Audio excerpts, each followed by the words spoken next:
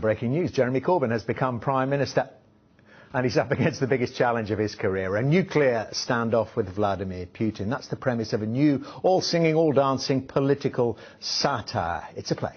Corbyn the Musical, The Motorcycle Diaries. Well, I'm joined now by the play's authors, Rupert and Bobby Friedman, and very good to see you both. Now, this sounds, to say the least, a little bit weird. Is it something you came up with in the pub? How could you tell, Dermot? all the best ideas, I think, are developed in the pub, and somehow 6 months down the line, it's actually on stage and people are coming to watch it. So, yeah, it was this kind of seed of an idea that's now blossomed. Into all right, so we've got here, Rupert, we've got Jeremy Corbyn becomes Prime Minister. How? And he's facing a huge international challenge. He becomes Prime Minister after the leader of the Conservative Party is caught in a petting zoo, and he's faced with an immediate nuclear crisis with Russia. And are you allowed to say that? Yes, you are. The key to that nuclear crisis lies in a 1970s motorbike journey in East Berlin with Diane Abbott, his then love, and in that journey they encounter some people and get involved in some romantic and embarrassing events that lead to this nuclear crisis in the 21st century. It's a fantastic So he's story. up against, I mean, the key dilemma being, and it's all based on the reality, Jeremy Corbyn said, I won't press the nuclear button. He's up against Vladimir Putin,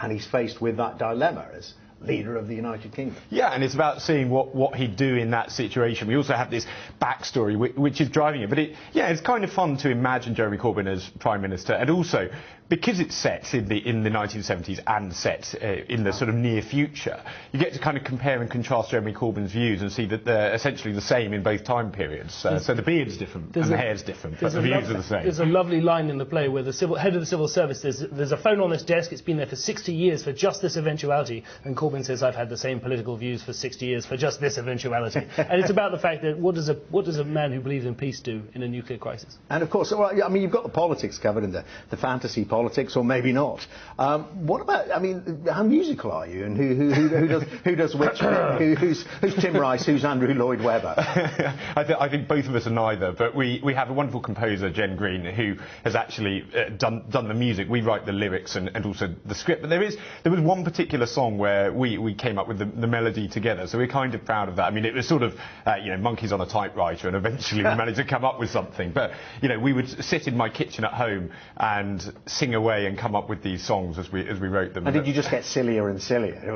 Was that the idea? So let's throw any eventuality. What we try and do, that we do try and have it genuinely has a plot line and a story arc, and so although bits of it are silly, we hope that it is all logical. So if you take one or two small steps of the imagination, it sort of all makes sense. So there's one ridiculous song involving Vladimir Putin and his love for the first dog which went into orbit in space, Laika. But actually, funnily enough, the reason we put that in there is to kind of reset the audience's views of what Vladimir Putin might do, and to let people know that 1970s Vladimir Putin is not the same thing as you might imagine today. So there is some kind of logic there. I don't want to talk that up too much. And given that, I mean, they always say these things about satire, is then events seem to catch up, Rupert, and almost, out satire itself. I mean, given the way the political landscape of the UK has changed in the last 10, 11 months, so are you finding it? It's been difficult. We wrote our play not just satirises Jeremy Corbyn, it attacks people in all political walks of life and from all parties. And we have a character, we have a Boris Johnson, and he's not quite as bizarre and unpredictable as he's been this weekend. So it is very hard to keep up with Jeremy Corbyn in particular, but we wrote some jokes eerily. We wrote jokes months ago about him seeking advice from Yanis Varoufakis, for example. We thought that would be hilarious. So Yanis Varoufakis, who presided over the collapse of Greece's economy, and then what goes and happens, he appoints him as an advisor. So it's been embarrassing, in fact. Bobby, when's it on for how long?